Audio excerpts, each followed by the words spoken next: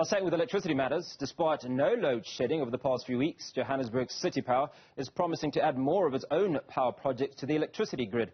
This past week, the Metro switched on a recently recommissioned gas turbine in Fordsburg, providing an additional 50 megawatts of power.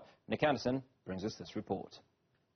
50 megawatts of power might seem like a drop in the ocean when it comes to our country's electricity woes.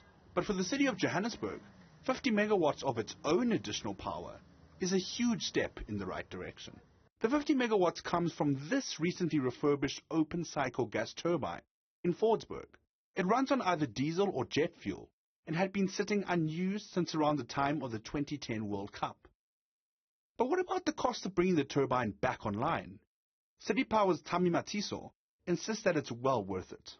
One of the things that we looked into to run a kilowatt hour on the open cycle gas turbine is around 5 rands, which is slightly more than Eskom. But what we looked into is a cost of unserved energy to businesses and to the economy of Johannesburg and Gauteng. And that is around 80 rands or 100 rands per kilowatt hour.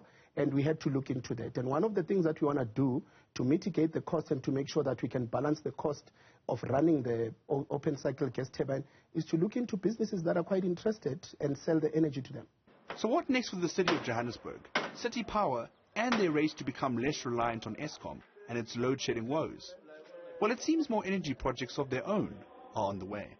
We have started a process to procure energy from IPPs. We've given them 3-year contracts, which they are bringing a combined capacity of around 90 megawatts. So we are still negotiating willing with Eskom because some of them are coming from outside the city. So we have to arrange in terms of them wheeling power into the city power grid.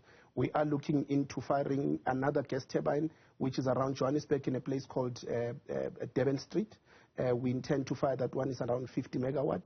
And combine that, we intend to probably bring another about 800 megawatts into our grid.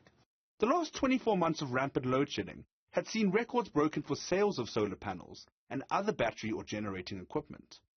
With several big businesses and homes forced to get their own supply options, City Power now says as a result, the total demand for electricity in Johannesburg has dropped by around 15%.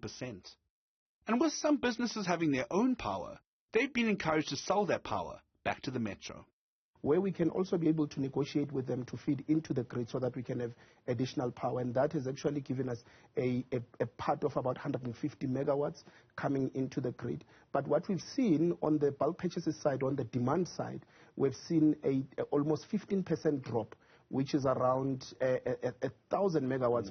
While the recent spate of load-shedding free life has been welcomed, the City of Gold and its utilities are aware that for its economy to grow, the economic hub of the country has to find ways to access electricity, no matter what.